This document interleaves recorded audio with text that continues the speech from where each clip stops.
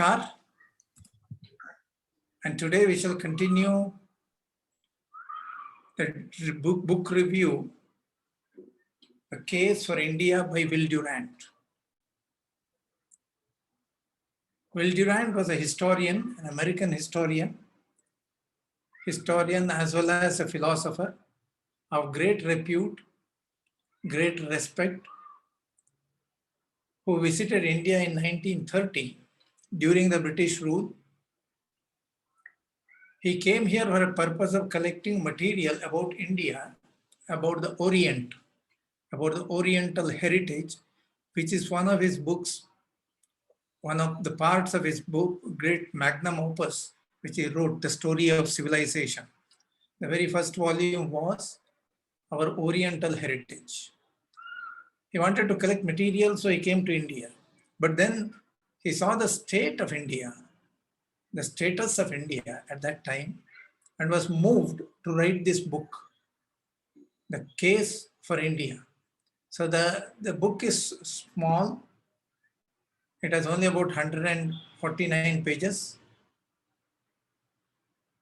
but it's written in a very pithy, racing language. And we have been reviewing it for the last two sessions, and it is incomplete. And this is the third session, which also is quite long, but then we would like to conclude it during this session.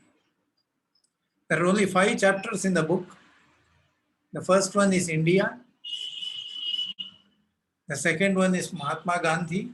The third one is a revolution, that is the freedom movement. He's calling it revolution. And the fourth one is the case for England, to be balanced on both sides. In the first 3 chapters, he represented the viewpoint of India, but in the 4th chapter, he also gave the viewpoint of the British. In this chapter, he presented the British viewpoint, followed by the Indian reply to that. So that is the content of this presentation. I have divided into several subsections. The case for England, that is the introduction. The benefits of British Raj. There is a very strong opinion prevalent across the world, especially in India, that the British rule was good for India. Not only the apologists for the British Raj, but people who are standing a little on the side, like the Marxists, the leftists, the liberals, they also feel that British Raj was better than the earlier Indian Raj. And it has brought in so much of improvements for the country. It was a stagnant society earlier, but the British Raj brought the Western ideals of democracy, liberty, etc., which was beneficial to India. They also feel that this Westernization brought science to India. Indian science and technological development, these things were introduced because of the British Raj, through the British Raj. This is the argument of the liberals. And the British, of course, were saying it then. When they were ruling, they were justifying their rule. And they are listed in this chapter. And I have quoted several of them. Some 16 files refer to that. Then in order to counter this, the Indian perspective is presented in the later sections. India answers only 3 files, but then the answer doesn't end there. It continues with social reforms. What is the Indian viewpoint? Caste and communal strife that was prevalent in India at that time very strongly. And what is the Indian point of view? The British judicial system. There is a strong view that the Indian legal system, which was replaced by the British legal system, is an improvement. So India has an opinion of its own on that. And there is also an opinion that The British unified India and gave it a unity, a political unity, with the help of its military, the army, the navy, etc. Otherwise, there would have been other invaders, they would have entered the country and enslaved India. So it is better that we gave you a defense system, and though we are ruling, we are less harmful than others. Others would have been more brutal, more cruel. So comparatively, it is a better system that we have introduced in India. We gave you unity, we gave you defense, we gave you science and technology, and we gave you irrigation and industry, etc. So India answers to this, or rather, Will Durant answers all these questions from his perspective as he understands Indian perspective could be. So all these things are discussed here. There are about 56 files. In that sense, it is lengthy, but I would try to cut it down so that we complete it in time. Those who are interested can go through either the book or through the selections. The PPTs will be placed in the web page, and there you can check it again. So the case for England. This is not from the book, it is from a speech of the British Home Secretary in the House of Commons, that is British Parliament, in 1922. The Home Secretary means Home Minister in the British Cabinet, is called Home Secretary. It is talking about India and the freedom to India, the independence to India. In fact, during the First World War, 1914 to 1919, Britain required India's support, wholehearted support of the society, not merely of the government, because there was a war at hand and it needed men to fight that war, men to support the war efforts. And India had a vast population and they wanted to recruit from that. Accordingly, something like 13.5 lakhs of people fought in the First World War on the side of the British Indians, 13.5 lakhs. At that time, they made all kinds of promises that post-war, when the situation is conducive, we are going to give you self-government.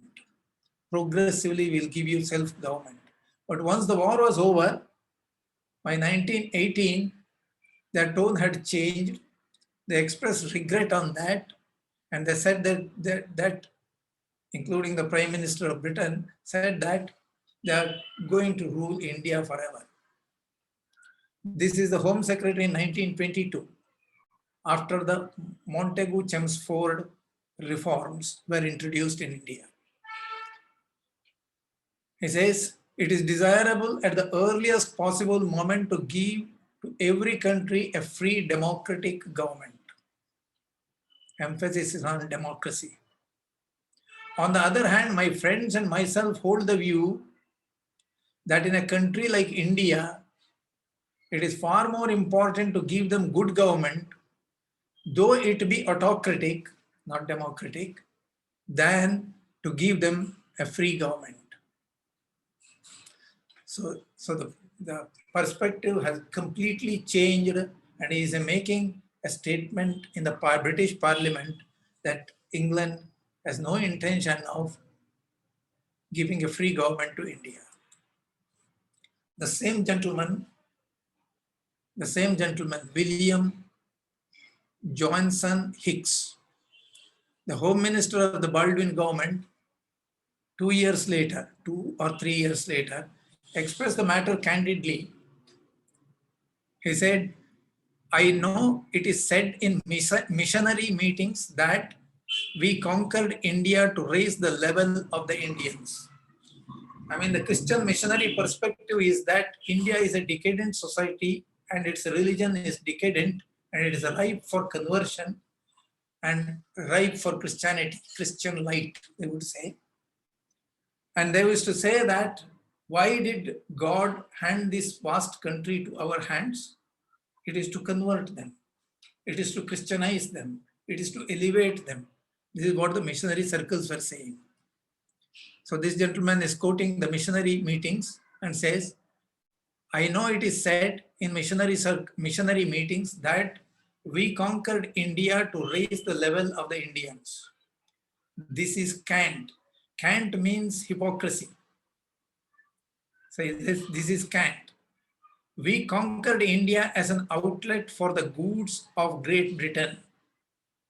We conquered India by the sword, and by the sword we shall hold it. No mincing of words, very clear that they will use force wherever necessary to keep India under their thumb. This is 1924. Why so? Why so? They had a long argument on that. He says that India is an inferior country. It is an inferior race. Why is it inferior? It is inferior. See, originally the Aryans came from Europe. If they have come from Europe, they are obviously the greatest of the race. So the Aryan race set out from Central Europe. They moved in different directions. One section came to India, but the heat and the humidity of Indian soil, Indian geography, has really made them very inferior. They have decayed, their vitality has decayed. This is what they're saying. And therefore, the Europeans are still superior, Indians are inferior, and they need our guidance, they need our mastery. The heat of the sun and the aridity of the soil have made India inevitably weak, and therefore poor, and therefore ignorant. It is so incapable of self-preservation and self-government that its entire known history is the story of its repeated invasion by successful conquerors. 4,000 years ago, the Aryans came down out of the north and created a state and a civilization. The heat destroyed their vitality and they decayed. 700 years ago, the Mohammedans came down out of the north and created a state and a civilization. The heat destroyed their vitality and they decayed. 400 years ago, the Mongols came down out of the north and created a state and civilization. The heat destroyed their vitality and they decayed. This is probably the reason why, even while using India as a colony, they did not settle the British population in India in large numbers. People used to be brought here, they would serve in various capacities, but they would return to England. It was a policy decision to withdraw them from India, not ask them to settle in India, even though they had conquered it for 200 years. Whereas the policy was quite different in America. In American soil, Europeans, British, Irish, Scottish, all kinds of people went and settled there and treated that country as their own, whereas India was kept as a colony because probably there was a fear in the British mind that they would decay if they settled down. When the Mughal Empire in India broke up at the opening of the 18th century,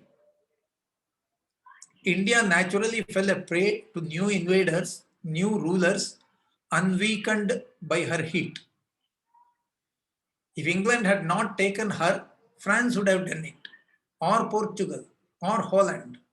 It was her good fortune to be conquered by the greatest organizers and fairest rulers of the modern world.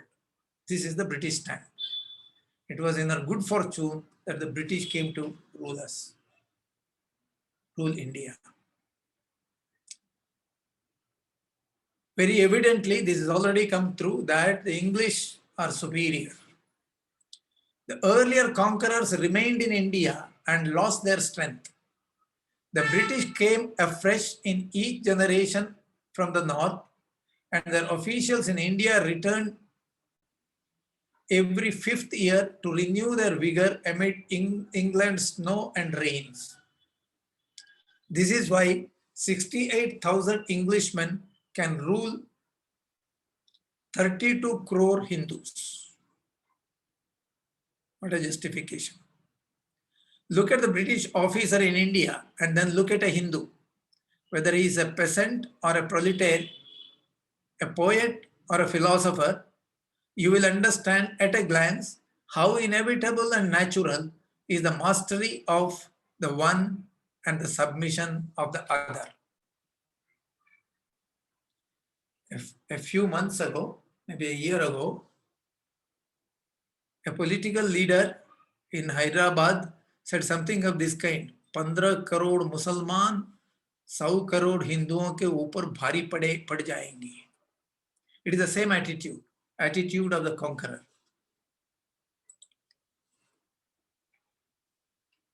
Catherine Mayo. Catherine Mayo was an American lady, an author, who came to India and wrote a book titled Mother India.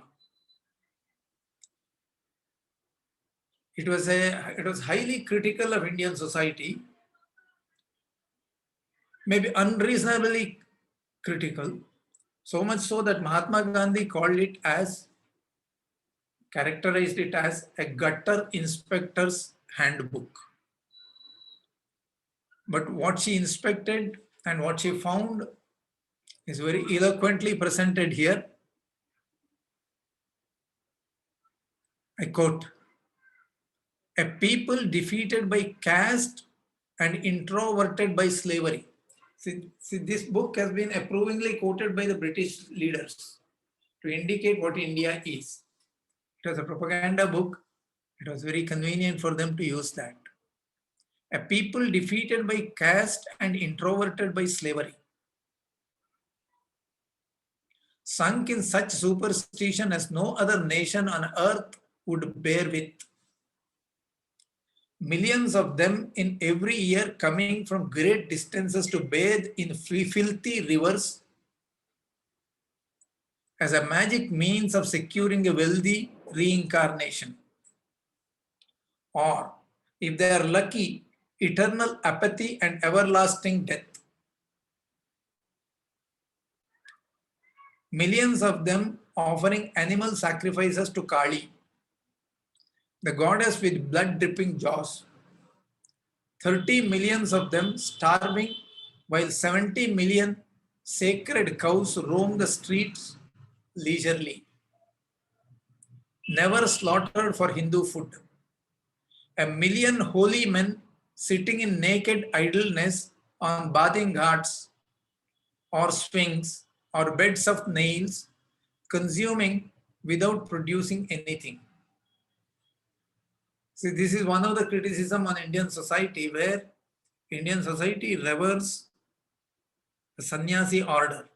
As an ashrama, it is revered, it is respected. Even today, you would find people taking ambarj on that, and people who are idle posing as if they are sannyasis.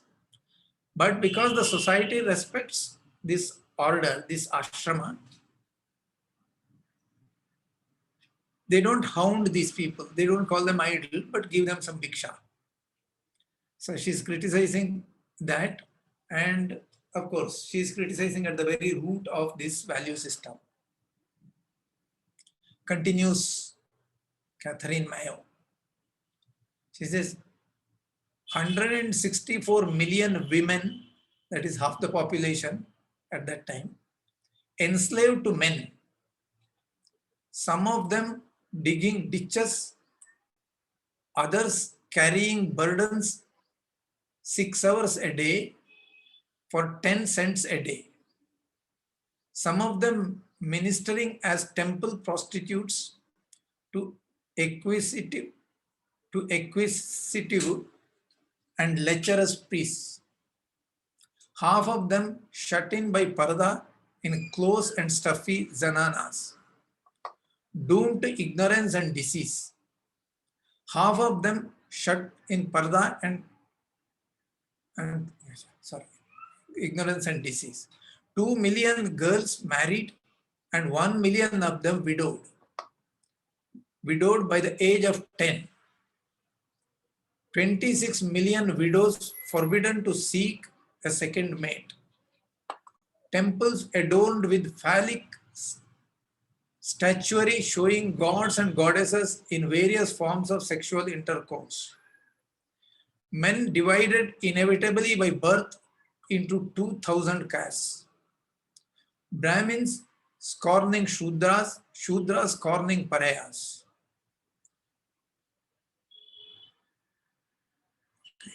44, this number I think is not. Parayas or untouchables excluded by the caste system from most of the schools, from the use of public wells, from any contact or association with their betters, who deliberately keep them in ignorance and slavery.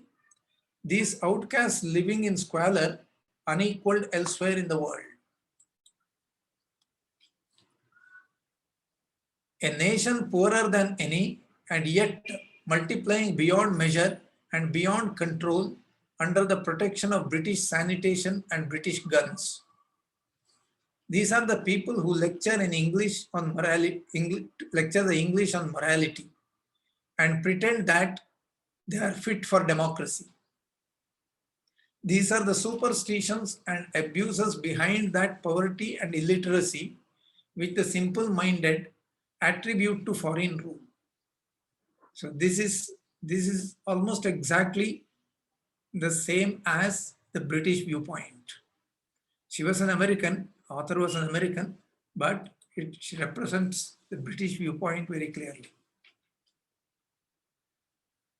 India needs help for a long time. This is the stand of the British leadership. No, it is clear that a people so weakened and stupefied needs for a long time to come the guidance of a race that will bring them hygiene and hospitals, schools and colleges, science and technology, officers and administrators, and a careful preparation for self-rule under the tutelage, under the guidance of the free and best governed of modern states, that is the British. That this external management of India has been a boon to her, one fact alone suffices to prove that is the enormous growth of India's population under the British regime. In fact, the British rule fostered the increase in population because it is very cheap labor for them. So it was a conscious decision on the part of the British government to increase the population or foster population growth.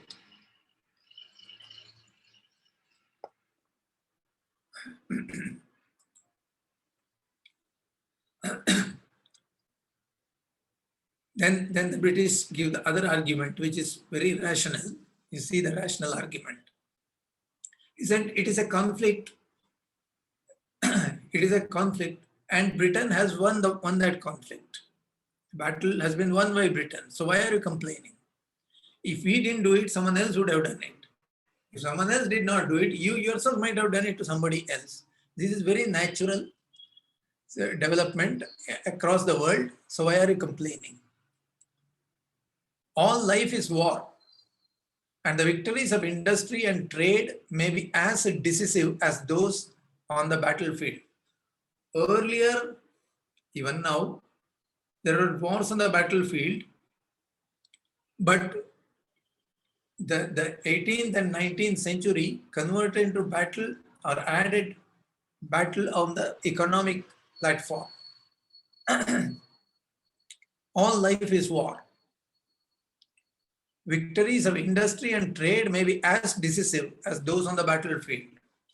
Economic competition among nations is as legitimate as among individuals. That India has lost and England has won. It is a historical accident, not a British crime.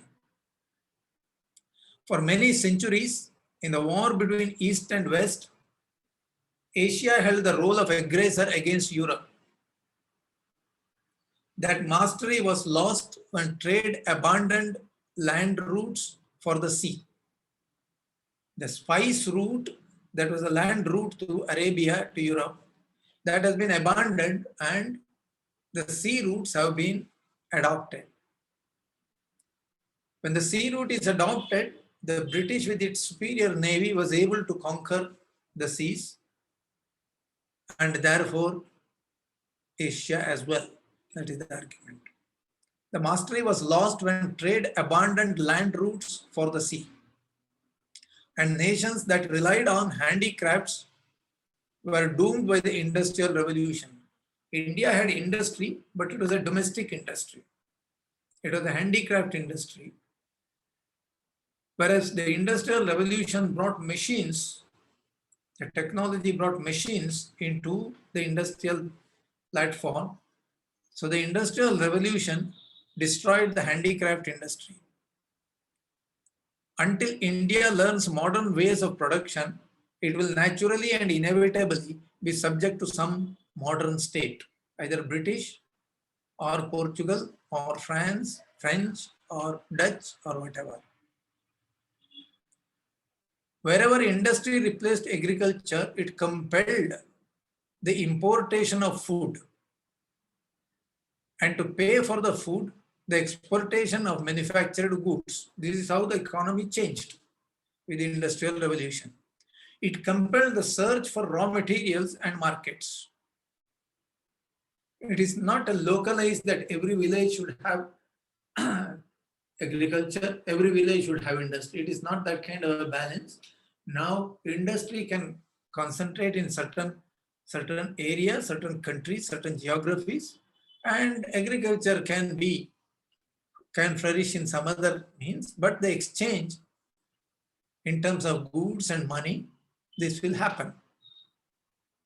It compelled peoples dependent on this way upon foreign areas to protect their own security by acquiring control of those areas. So that's how the colony is built up. So we are concentrating on industry here.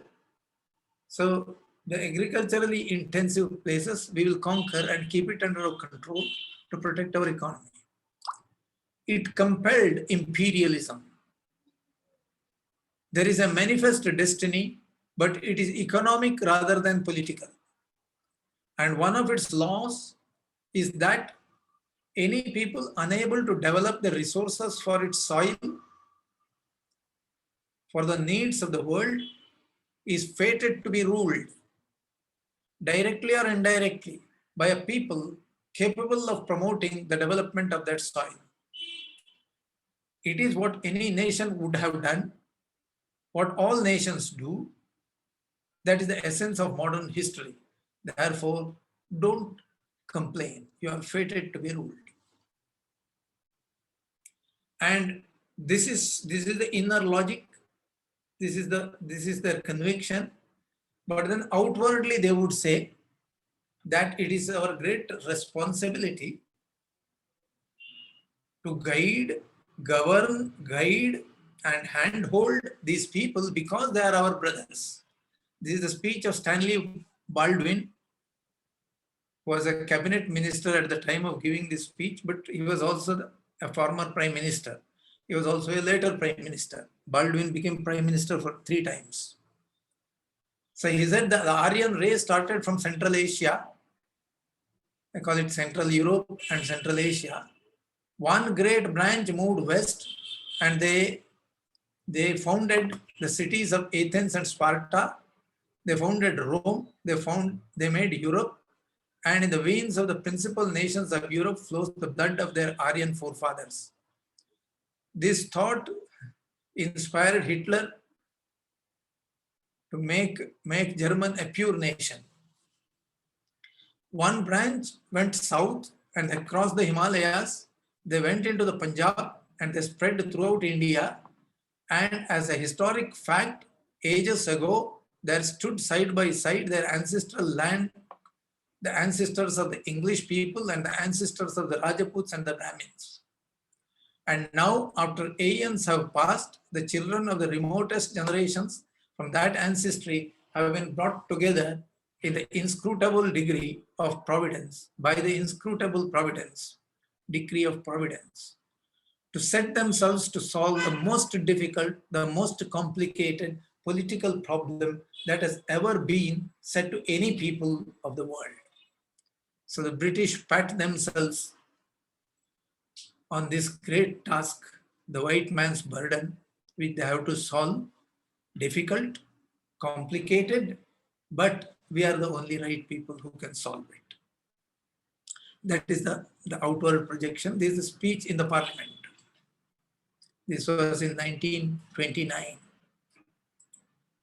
a decade after the First World War. Now a few more foils on the benefits, detailing the benefits. English rule united India. This is one of the themes which are often refrained even by people like Jawaharlal Nehru. He said, India in the making. India is united by the British and now we have become a nation. In 1947, say the British. But even to speak of India is to confess the beneficence of English rule. For until England came to her, India did not exist. What existed was Hindustan, maybe, or Aryavarta, maybe, or whatever the states that you are talking about in India. So India as a whole, as a geographical entity, did not exist. It is we who gave you an identity, a national identity. There was no political entity called India, but only a congeries of independent states. Congery means a disorderly collection, forever at war with each other. Even today, there is no Hindu word for all Indians, no language common to them.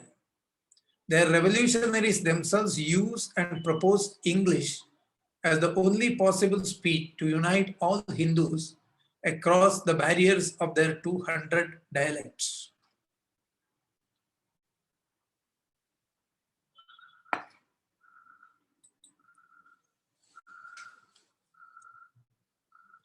And they said, English rule preserved India.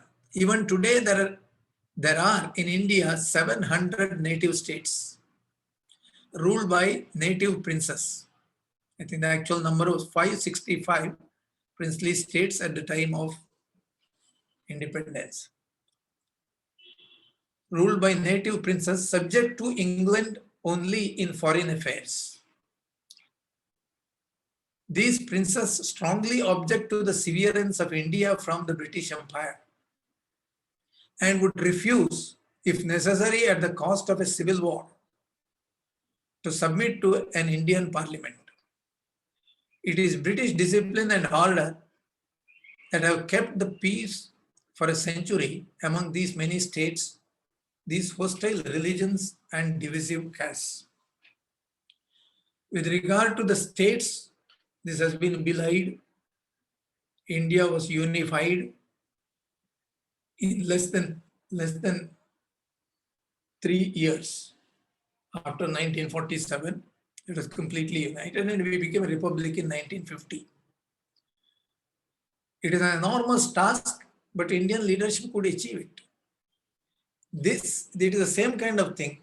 For all the objections with the British advance, for every one of them, there is an answer and an effective answer from India.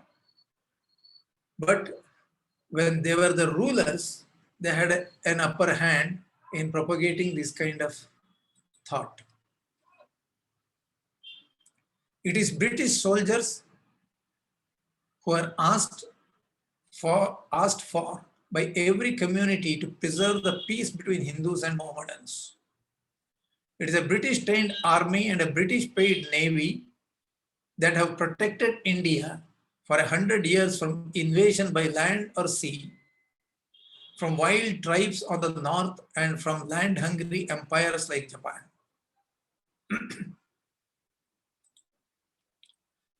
It's the British judiciary that has given to India an enlightened code of civil and criminal law, administered impartially to all. It is Western missionary enterprise that has rescued the outcast from Brahmin's corn, given him medicine and education, and infused into him some saving hope and pride. Regarding the enlightened code of civil and criminal law, of course, India adopted this code of, it is the British Indian, the law book of 1935, that served as a basis for the Indian Constitution in 1950. But this British judicial system which they're talking about has led to millions of cases pending for decades in Indian courts. Whereas the earlier system was a village-oriented system. Of course, there are higher echelons of the judiciary, but the first level was very simple, very, very democratic, and very direct. It would take hardly a few days before the case is resolved. But that has given way to the British system now. We are following the British system and we feel the pinch of that. And democracy. And it is from England that India has taken that ideal of democracy. This is not true. Democracy in India is quite ancient. Only certain states were governed by democracy, yes, but all the villages were governed by a democratic principle. And Will Durant is very explicit on this, that the idea of democracy originated in India, which was adopted by the world. And it is from England that India has taken that ideal of democracy, which now agitates its revolutionaries. India has never been democratic, either in practice or in theory, has never offered its people equal opportunity in economic, political, or social life. But under British rule, the Hindus have developed legislatures and ministries with extensive powers. Provincial services are almost entirely manned by natives. And the admission of the Hindus to self-government, despite their dangerous factionalism and illiteracy, has gone on at a pace which has alarmed many careful observers. That is the British defense. But the Simon Commission, which visited in 1928, recorded that the Indian legislatures, in a very limited sense, permitted to operate in India, are working very satisfactorily. In fact, the quality of the representatives is better than the quality of representatives in Britain.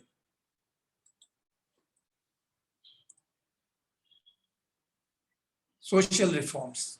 English contributions to the improvement of Hindu religious life, one by one, most of the moral abuses have yielded to British patience and suggestion, from the abolition of sati in 1829 to the practical ending of child marriage in 1929. These are the two major social reforms which the British government initiatives achieved. But not alone. In the abolition of sati also, it took the help, considerable help, by people like Rajaram Mohan Roy, etc., at the Indian leadership, social leadership. Child marriage was, of course, was a result of a cooperation from the Indian social leadership. We must attribute to foreign influence and example the rising status of women in India, the increasing remarriage of widows, the introduction of birth control, and the improvement in the condition of the untouchables.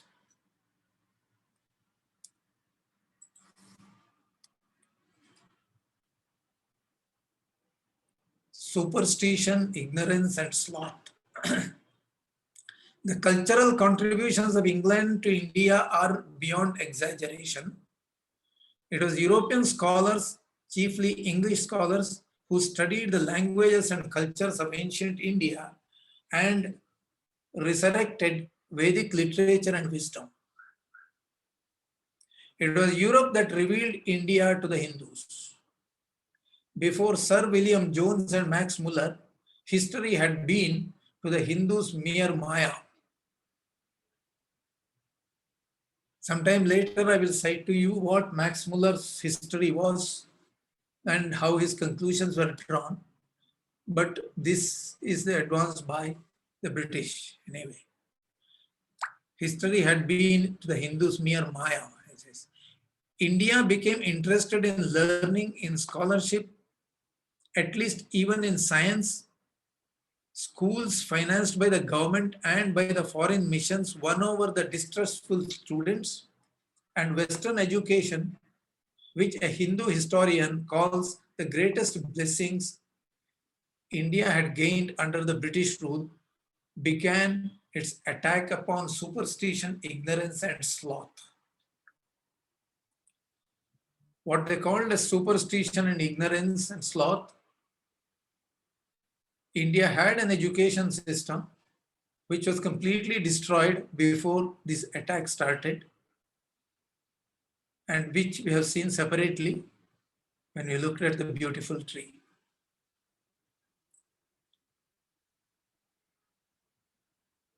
So the British say that India needs intellectual leadership like that of the Britain or France. Malthus was a British intellectual, Voltaire was a French intellectual. And because his nationalist leaders have not had, his means the Hindus, has not had the intelligence to see or the courage to say that the root of Indian poverty lies in ignorant and reckless breeding. What India needs is not a Gandhi, nor even a Tagore, but a Malthus to teach it the laws of population, and a Voltaire to free it from superstition by laughing to death its ridiculous gods. In fact, Voltaire was, I can quote you Voltaire. Voltaire did not express this kind of a thought. In fact, he was very respectful for the land of Ganga. Gandhi's spinning wheel will solve the problem of India's poverty, will not. Gandhi's spinning wheel will solve the problem of India's poverty, will not solve. It can be solved only by science and industry. Will not solve the problem of India's poverty. It will be solved only by science and industry. Granted that the factories of India, most of them owned now by Hindu capitalists, exploit their workers after the fashion of all nascent industrial systems. These are the measles and whooping cough of industry and will be cured. There is no need to reassure that the Indian leadership, industrial leadership, will be sensitive. In fact, it is Jamshedji Tata who have shown a remarkable sensitivity towards his social responsibility, built institutions, contributed very significantly to social work, and Tatas even today, they have a long history of more than a century, even today have maintained that approach, that attitude, that value system. India, mentally stagnant for almost 1,000 years, had waited for just such an alien seed to fertilize it. What is the seed? The European Renaissance. In the crossing of these cultures, Oriental and Western, in the stinging contact of the East and West, of religion and science, of handicrafts and industry, lay the source of that Indian Renaissance which has begotten so prematurely the Indian Revolution. The East is saying that, okay, Renaissance has been brought from Europe to India. They call it a stinging contact. The contact is a little stinging in the sense it is like an injection. But that injection has caused India to aspire for a revolution, as for democracy. Leave alone the princely states and take up democracy. That's what the revolutionary leaders, political leaders were saying. And he says that it is premature. That is the judgment. The East is drunk with the wine of the West, with the lust of liberty, lust for liberty, luxury, and power. That is our contribution. And the British claim that in India they have irrigated the lands, they have encouraged irrigation and agriculture. The reality is that India became a pauper and was afflicted by famines time and again, repeatedly during the British rule. Say the British, irrigation works directed by British engineers have added 20 million acres of cultivable land, an area equal to France. The Sokkur barrage, now nearing completion, will bring under irrigation the region as large as cultivated Egypt. Already 13% of the tilled acreage of India is supplied by government irrigation. If the Hindu peasant remains poor despite these great improvements and despite the labors of the government to spread agricultural education, it is because he is superstitiously attached to ancestral methods and implements. Because he indebts himself to usurious money lenders, all of his own race, not British mind you, to pay for extravagant dowries and costly festivals. Money lenders, dowries, festivals, superstition, inability to adapt to scientific methods, these are the reasons for the poverty of India. Whereas India became poor under the British rule.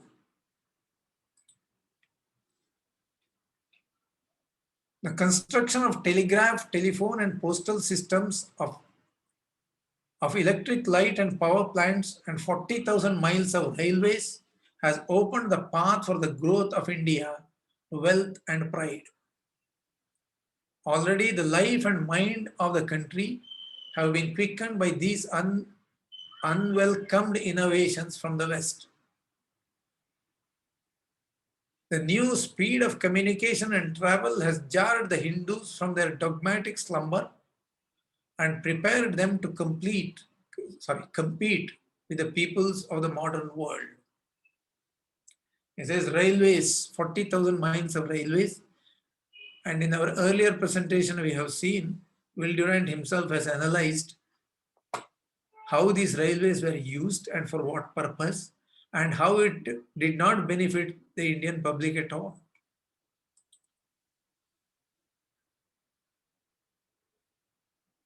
If India has seen the decay of her old domestic handicrafts, it is because she rejected modern machinery and methods and thought she could stand still and yet remain wealthy, while half the earth was moving forward into industry. The Abbé Dubois was a Christian missionary who came to India around 1820s. Predicted a century ago that the scorn of the Brahmins for Western ideas and tools would leave India becalmed and impoverished in the wake of a progressive Europe. Sir Valentine Chirol, a British author, journalist, lawmaker, parliamentarian, has calculated that if the wealth of those hoarded during the last century last half century, had been liberated to finance and stimulate industry, the proceeds would now suffice to discharge the whole of India's public debt. The complaint is actually the private hoarding of gold. The Indian society invests a lot of money in gold and retains it. So Valentine Shirol is complaining about that. The moment it comes to the open, the British would have seized it, as they did with agriculture, with the agricultural produce through taxation, which exceeded more than 50%, unheard of in the history of mankind. And they would say India is not ripe for democracy. When they say democracy, they are saying freedom. For it is clear that India is not yet ripe for full democracy. Only a young intellectual who has no thought of facing the realities and responsibilities of administration could imagine a stable and competent government issuing from the universal adult suffrage of these 32 crores heads, so full of superstition and fanaticism. The sudden transportation of modes of government from advanced nations to backward nations is no longer advocated by any mature mind. But India did accept universal adult suffrage and sustained it, and today is counted among the foremost of nations. This could have been done if the Indian leadership was more sensible at the time of freedom. When I say more sensible, I'm talking about the paradigm. It adopted the Western paradigm to rebuild India, which did not work.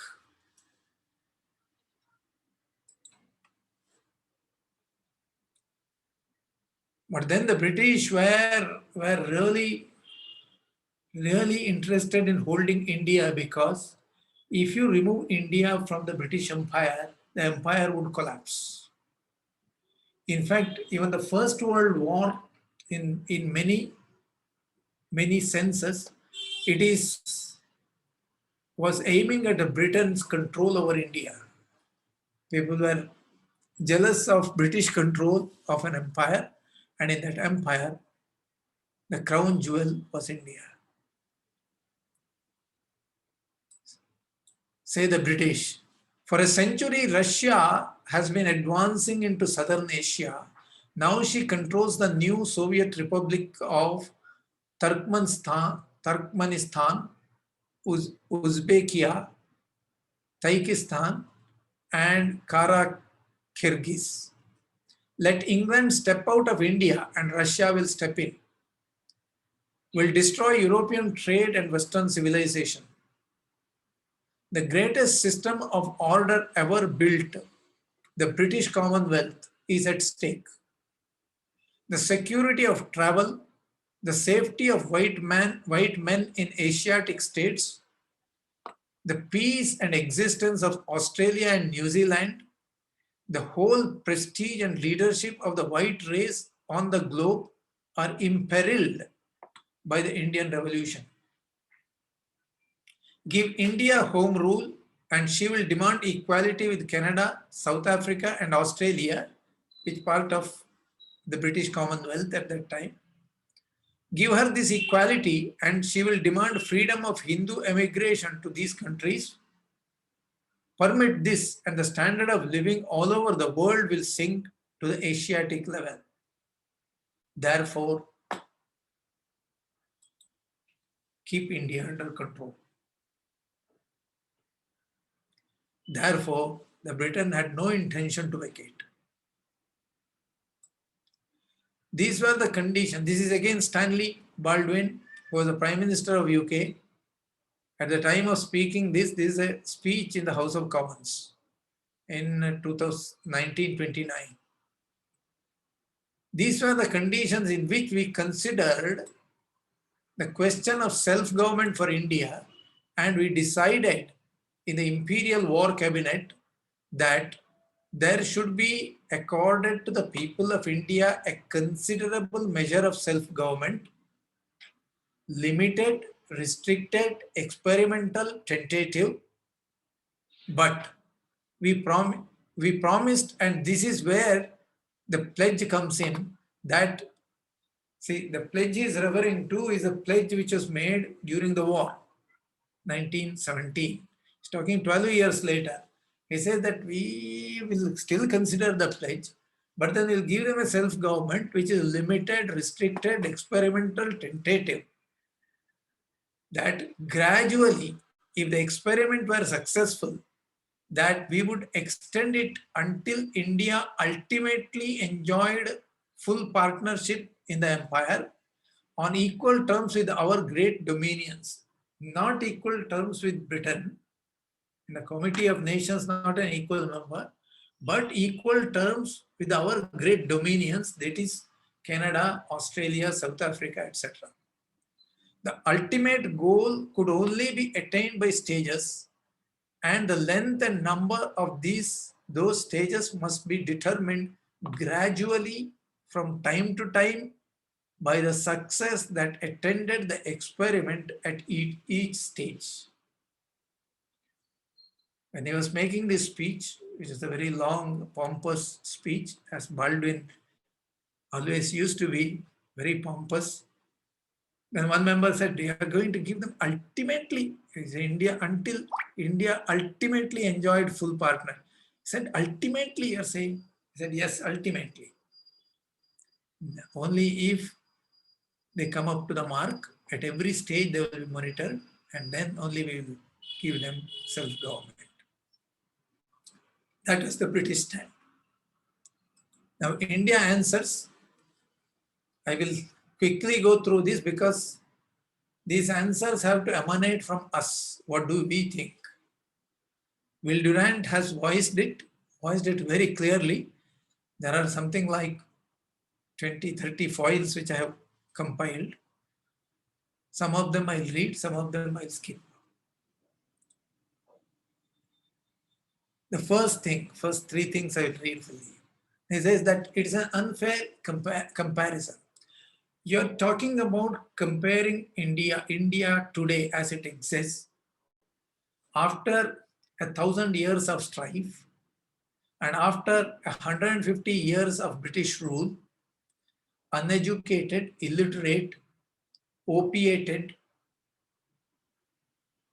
not allowed, not given any responsibility at any level, like the military. 13.5 lakhs of people participated in the First World War on the side of the British, but without a single commissioned officer from Indian ranks. Their village panchayats were completely destroyed. No leadership can emerge for the society. It is a complete suffering. Now, under this condition, you're comparing an India which is naturally, which is so poor, so hungry, emaciated. Naturally, it will be superstitious, disease and death haunting its doors. Now, you're comparing this India against the Europe which is fresh from Industrial Revolution, very powerful, having colonies worldwide, and your schools have come up only recently. It is a very unfair comparison. Yes. The Hindu will attribute the subjugation of 32 crore Hindus by 68,000 Englishmen not to the climate of India, but to the historical accident that English found India helpless in 1757, disarmed her, and by control of the seas has kept her weaponless ever since. Both by the land and the sea, surrounded and weaponless.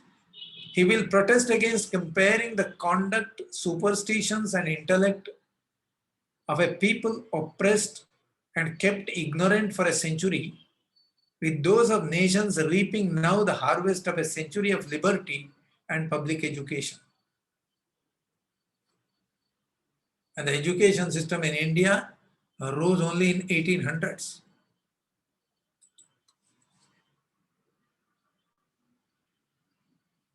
And the doctrine of karma. The doctrine of karma was a useful device from the British point of view, because the people will blame themselves for the present status, which is good for them. Therefore, the British East India Company made a policy to reprint several of these books, especially the Manusmriti, starting from 1794. Whereas there are several other books which they deprecated, but this kind of books where the status quo of the society can be maintained as it is were encouraged.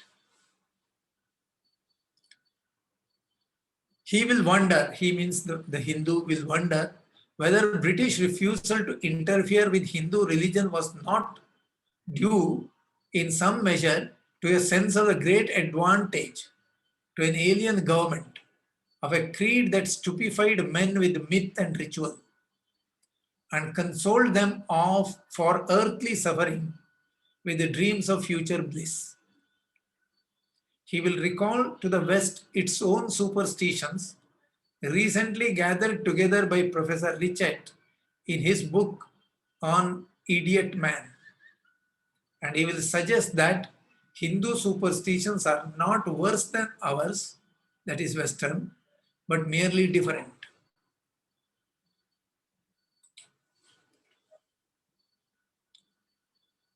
He will admire our sympathy for the goats sacrificed to Kali. Animal sacrifice to Kali, and will offer his own to the thousands of cattle slaughtered in Chicago every day. People consider this as a great superstition, yes. Consider this as a great violence, yes. But then what about the violence of slaughtering thousands of cattle every day for food?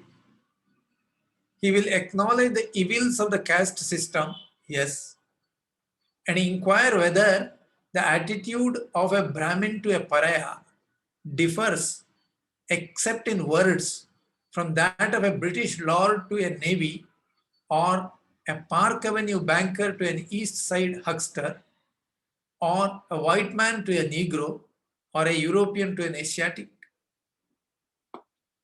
Superstitions and class hierarchies are there everywhere. Of course, in India it was there. It is something that we need to address. We need to improve as early as possible. Yes, accepting that. But it exists in these Western societies also.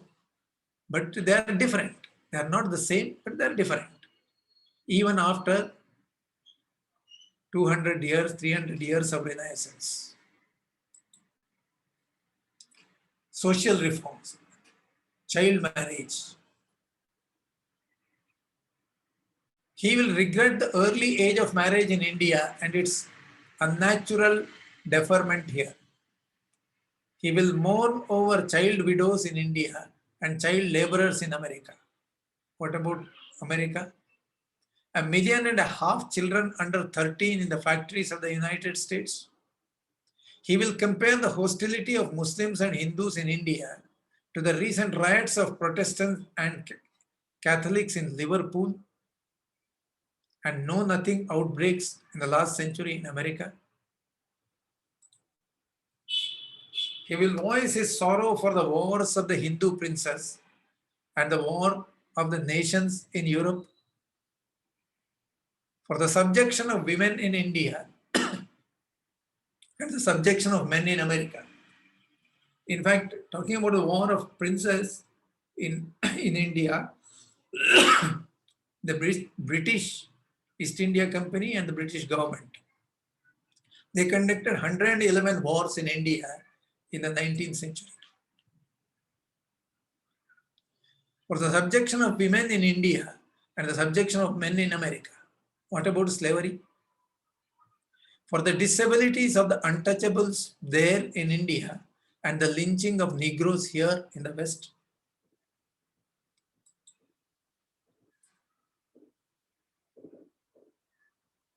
He will admit that adultery is not as highly developed in India as in more prosperous countries.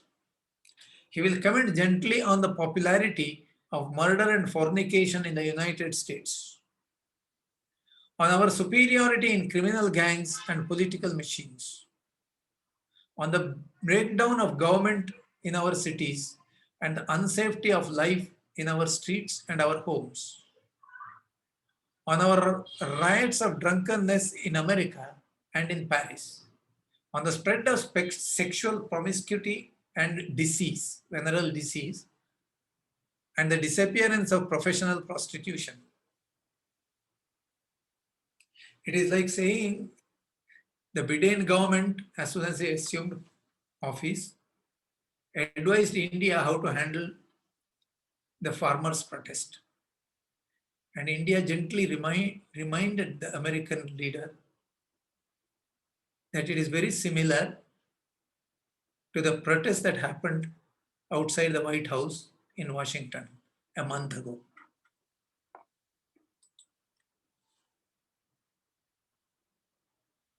The Hindu has been the first to acknowledge the abuses of his country from over a century ago when Ram Mohan Roy, Raja Ram Mohan Roy, initiated the movement to abolish sati down to 1929 when the Hindu legislature, against the original opposition of the British government in India, raised the age of marriage to 14 for women and 18 for men. Please notice this. They were claiming child marriage as their prerogative, their initiative, which was not. It is against the original opposition of the British government in India, raised the age of marriage to 14 for women and 18 for men. It is native reform organizations like the Brahma Samaj and the Arya Samaj that have fought the best fight against child marriage, perpetual widowhood, caste, bloody sacrifices, polytheism, and idolatry.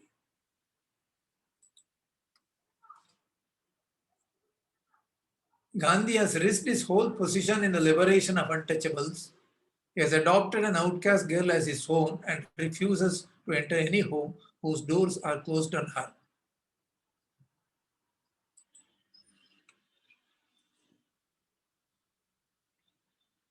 This is Lajpat Rai on child marriage. Let's skip this.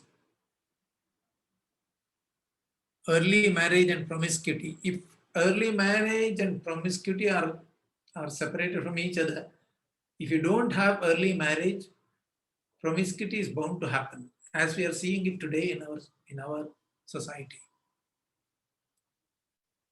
The average age of motherhood in India is 18.3 years in 1930.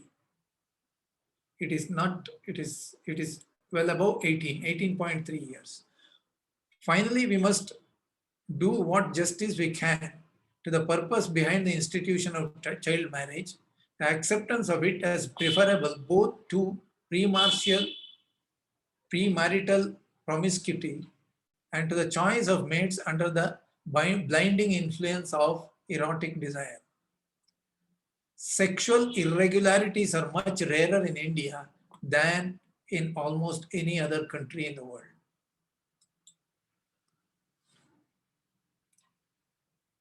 And Durand says the pace of reform is quite high, in no other country in the reformation of moral abuses progressing so rapidly as in India. Child marriage is already ended and the vast majority of Hindu remarry their widows. Compulsory widowhood will probably disappear in a generation. In 1915, 15 widows remarried. In 1925, 2,663. The temple dancers, the Devadasis, are almost extinct. Every tourist searches for them and finds none. The seclusion of women is breaking down. Even a birth control league has appeared. The cities are breaking down parda day by day. Until now, hardly 6% of the women observe it. This was 1930. And women's right, British claim that it is their contribution. In many of the provinces, women vote and hold political office. Twice, women have been president of Indian National Congress. 1917, it was Annie Besant. 1925, it was Sarojini Naidu. Many of them have taken degrees in the universities and have become doctors, lawyers, and professors. Soon, no doubt, the tables will be turned and women will rule. Already, from the education perspective, women is 51% of our university students are women. And to the claim of the British, until 1918, the women were not treated on par with men in the United Kingdom. In 1918, the Parliament has passed an act allowing women to be elected into Parliament. 1918, mind you. 1928, women in England, Wales, and Scotland received the vote on the same terms as men over the age of 21 as a result of Representation of People Act in 1928. Whereas Indian women, of course, not talking about the Islamic invasion period, barring that period, Indian women were free. The parda came into India through the Muslim invasions. Earlier, a Draupadi never observed a parda, a Gargi never observed a parda. They were able to talk on equal terms with people like Yajnavalkya or Bhishma. And in the literary history, Bana Bhatta's Kadambari. Kadambari was a female character in that book titled Kadambari. She did not observe parda. So Indian society was not given to parda before the alien invasion 1,000 years ago. And the situation was so grave in those days that any girl without observing a parda, without covering her face, she was the risk of being kidnapped. Caste and communal strife. The British abetted the communal strife. British abetted the caste hierarchy because it served their political purposes. As though and all through Indian history, the castes were rather occupational guilds than ethnic strata or political cliques. Every trade constituted a caste. There were 2,000 castes. And if the Brahmins formed a caste, it was largely because they were united by their functions as teachers and priests. It is only with the passing of the handicrafts and the coming of urban industry that the caste system has become an anachronism. Heredity of trades so reasonable in domestic industry is an impediment in cities and factories. The Industrial Revolution dissolved all class formations and generated democracy by demanding and using talent from every corner and every rank.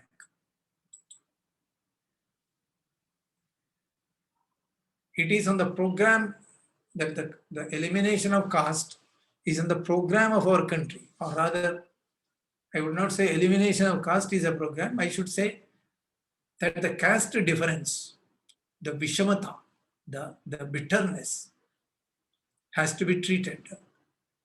And therefore, the mingling, the operation between society is certainly the priority of Indian society. It is on the program of our century no doubt to destroy the caste system in India, not by agitation, but by impersonal economic evolution. Already the factories are mingling Brahmins, Vaishyas, Kshatriyas, and Shudras and untouchables. The mines are mingling them, the trams and trains are mingling them, and the cooperatives and the schools are mingling them. The Kshatriyas and Vaishyas have practically disappeared. The lower castes have elected mayors in large cities. The ruler of Baroda, the most advanced of Indian states, is a Shudra. The Maharaja of Gwalior is a Shudra. The Maharaja of Mysore is a Vaishya. The Maharaja of Kashmir receives all castes and creeds indifferently at his court. Women of every caste mingle in careless unity at the National Congress. Intercaste marriages are announced every day. Anyone who cares to look may see Hindus of every caste eating together, working together, playing together, or sitting together at the theatre with no consciousness of caste.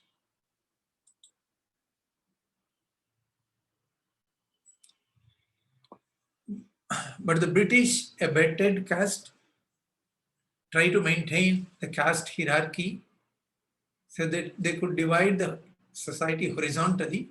They used the Aryan invasion theory to divide it vertically. They used the Adivasis and Vanavasis. Vanavasis are called Adivasis, the original inhabitants, divide the Hindu society vertically. They used the missionaries to convert them with the tacit and open support. In legislation upon the matters of social reform, the Indian government has always thrown its weight upon the side of the status quo. When I say Indian government, British Indian government. The social reform movement has had to work without any countenance from officials. The British government has always been friendly to caste. First, because this policy tended to win the favor of Brahmins, and second, because caste divisions tend to make the British task of holding the people in subjection more easy on the principle of divide and govern. The government excuses itself by proclaiming its desire not to interfere with Hindu religion, but the Hindus themselves in many of the native states have inaugurated moral and social reforms many years before these were accepted by the government of British India.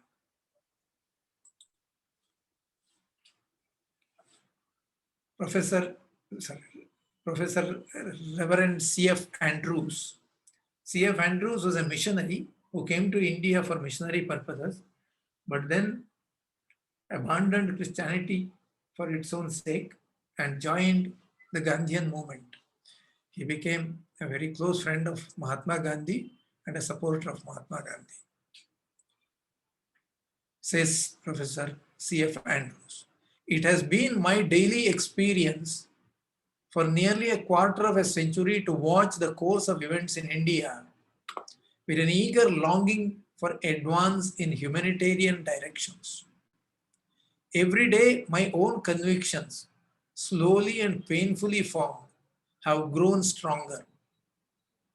That the rule of the foreigner is now definitely standing in the way of helping social reform.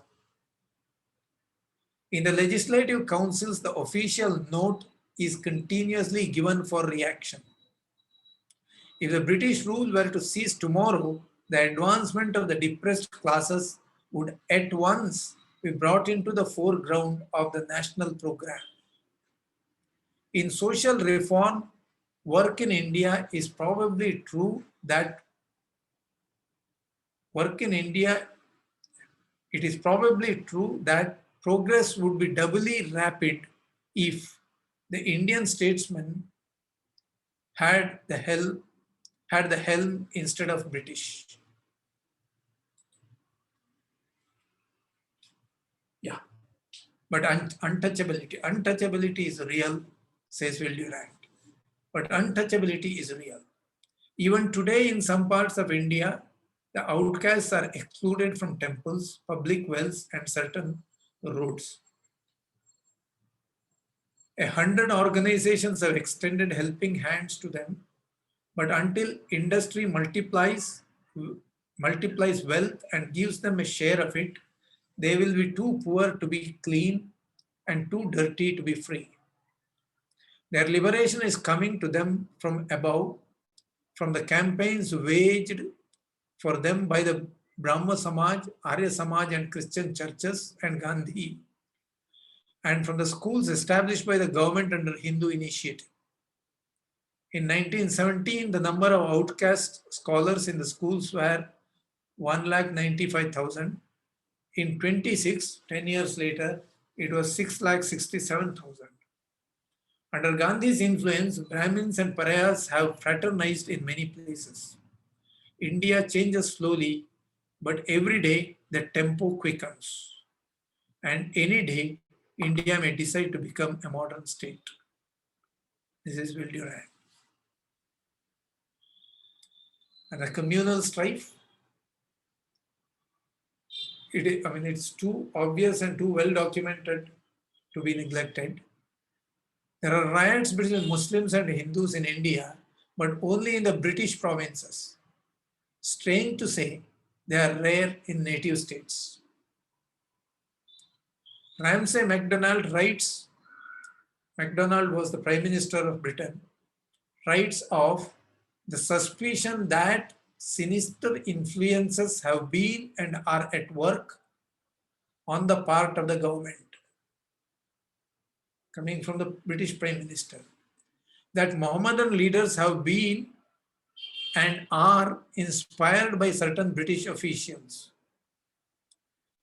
and that these officials of malice aforethought, sow discord between the Mohammedan and Hindu communities. That is the Prime Minister. Lord Oliver, the Secretary of State for India under the first MacDonald government, said, no one with a close acquaintance with Indian affairs will be prepared to deny that on the whole, there is a predominant bias in British officialdom in favor of the Muslim community, partly on the ground of closer sympathy, but more largely as a make weight against Hindu nationalism. The judicial system and defense.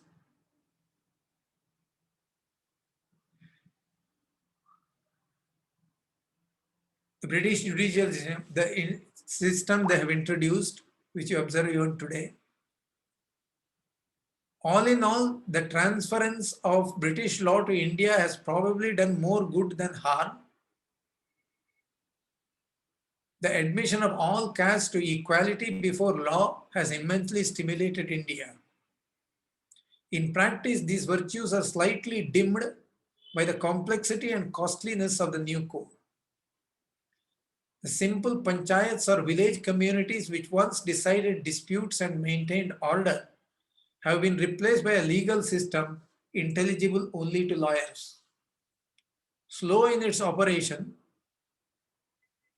important civil cases usually last 5 years, and prohibitive in cost to any low caste Hindu. The system has benefited the lawyers more than the people.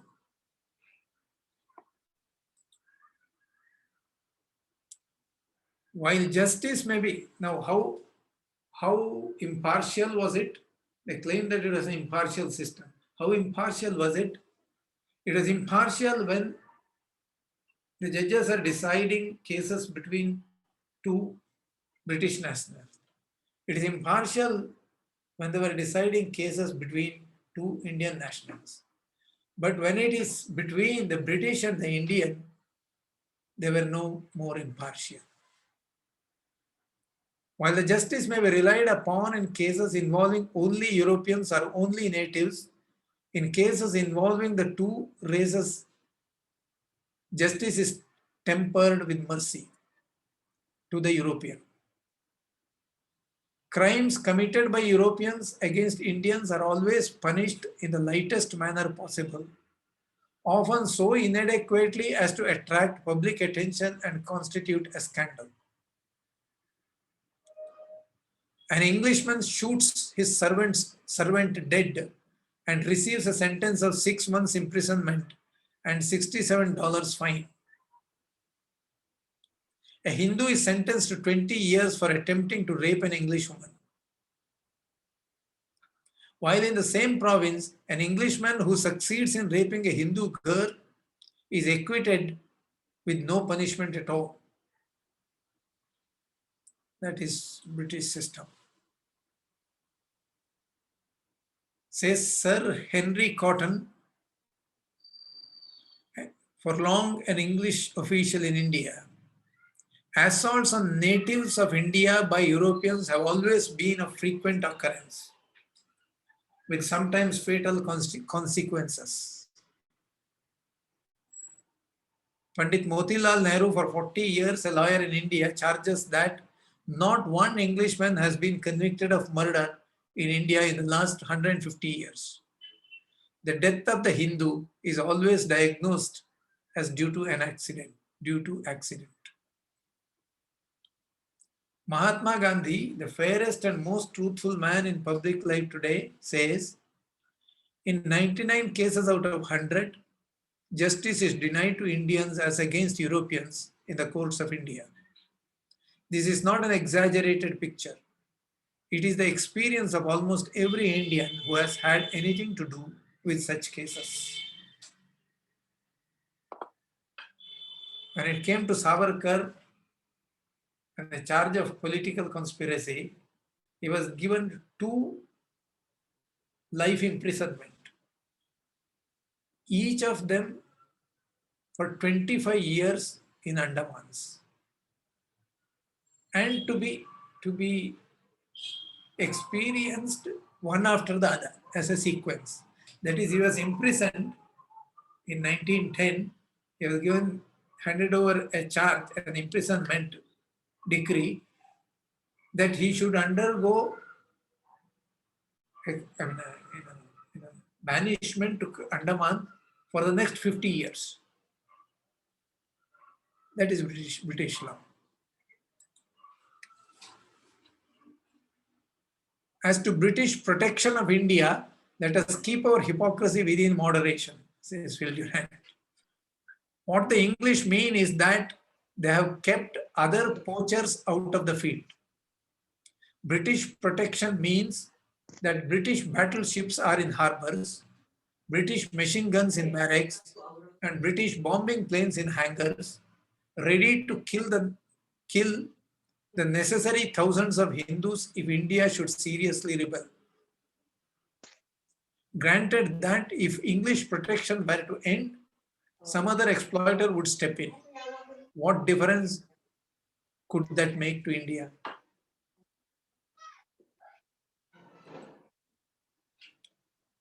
Irrigation industry, I think I'll skip these things and I'll go to conclusion. It is regrettable that India has become an economic necessity.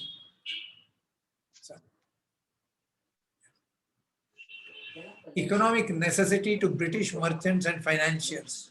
However, it was not India that brought about this situation. Nor do we usually consider the inconvenience caused to the robber as an argument against the restoration of stolen goods. I mean, if British had that problem, why should India pay for it? Inconvenience caused to the robber as an argument against the restoration of stolen goods. If a Hindu tariff controlled by India would injure British industry, let England recall the destruction worked upon Indian industry by a Hindu tariff dictated in England.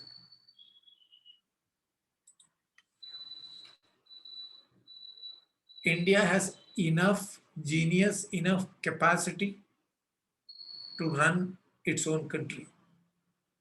That's what this statement is.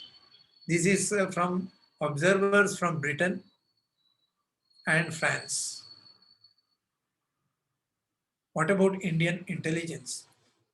Earl Winterton, Under Secretary of State for India, said, did not hesitate to say that in culture and in education, the leading men among Hindus are not behind the public men of any country. This is in 1927. What were they saying? Look at a British officer and look at a Hindu. Whether he's a common man or a poet or a learned scholar or a politician, the distinction is clear and evident. That's what they said. But here is the undersecretary, British undersecretary, saying that in culture and in education, the leading men among the Hindus are not behind the public men of any country. Dr. V.H. Rutherford is a member of parliament in Britain, comparing his fellow members in the House of Commons with the Hindu members of the national and provincial legislatures in India, found a definite inferiority among the Englishmen compared with the Indians.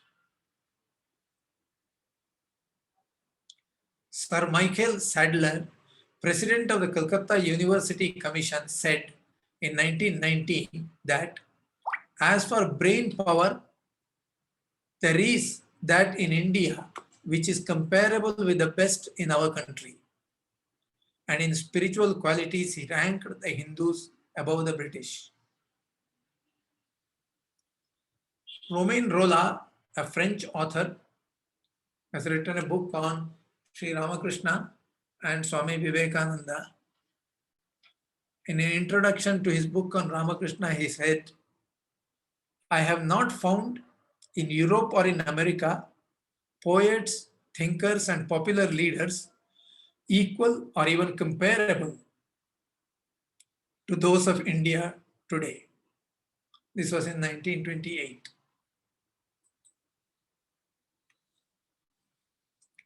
And lastly, this is a quote from Lala Lajpat Roy. India holds in hands the remedy for this universal misfortune. For she is the keystone of the arch of imperialism. I think he was referring to the war, referring to the strife in Europe. He says that India holds the remedy for this universal misfortune because India is colonized. The rest of the world was unhappy with Britain. Once India is free, the whole edifice of the empire will collapse. The best guarantee for freedom of Asia and the peace of the world is a free, self-governing India. As the world is recently found, for the health of the whole world also, the best guarantee is a free and efficient India. Yes, so I have closed this. If there are any comments, I would welcome that. Any questions I would like to hear? Please go ahead. Thank you, sir. So anybody having questions, please come forward.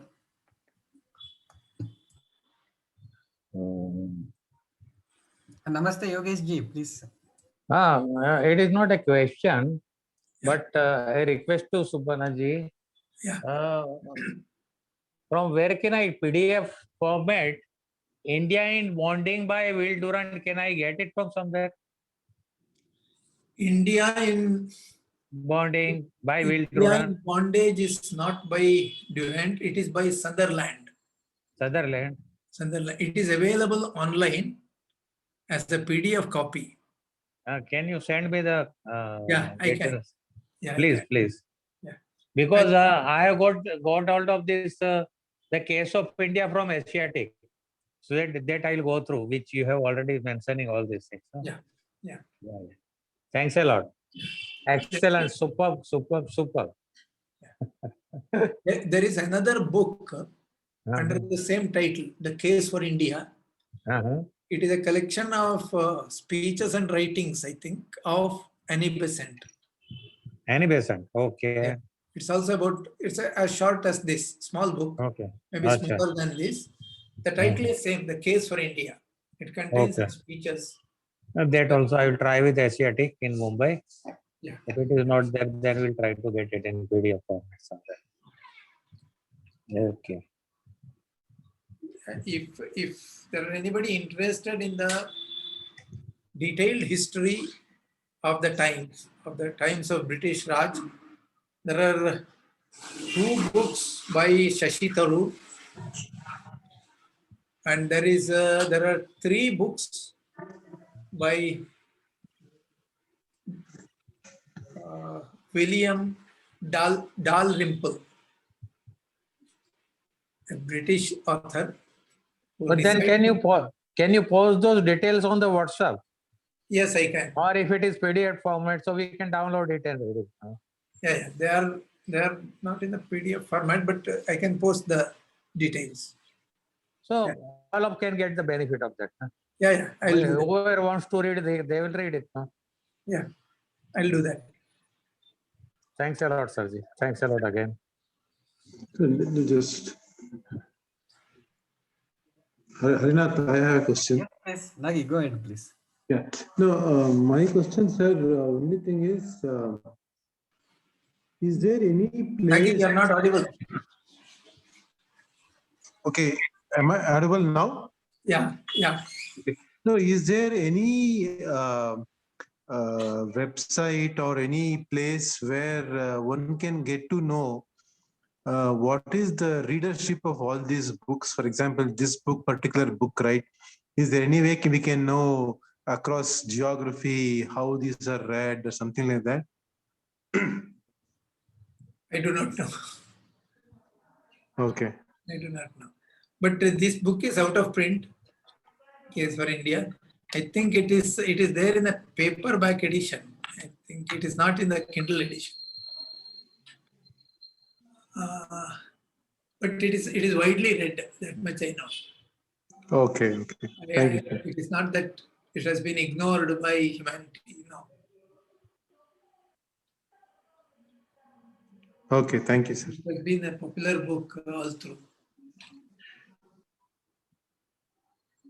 Maybe in the 21st century it has not been known, but earlier it was being read. Yeah. No, I was not talking about this particular book only. In general, I was asking because the reason I asked was, is there some sort of an awakening based on all these books across the world, or is there a creation of a different opinion? I'm just thinking loud. I am not aware whether the statistics can be obtained, because earlier when they would print books in paperback or in hard copy, they will say that 1,000 copies were printed, 10,000 copies were printed. But now this Kindle edition has come, we don't know how many people. Yeah, that's right. Only the Amazon or somebody can give you that statistics. Okay. But whether they have a tangible impact in terms of separate groups and guilds formed because of this, I do not know. Okay. Because these guilds and other things, if they are formed, it is a cumulative impact, right? Yeah. It is not based on the one single book or anything. It is very difficult Correct. to measure that impact. But how many people purchased, that can be a good indicator. But we don't know it now. Okay. Thank you, sir. Yeah. Any other thought, opinion?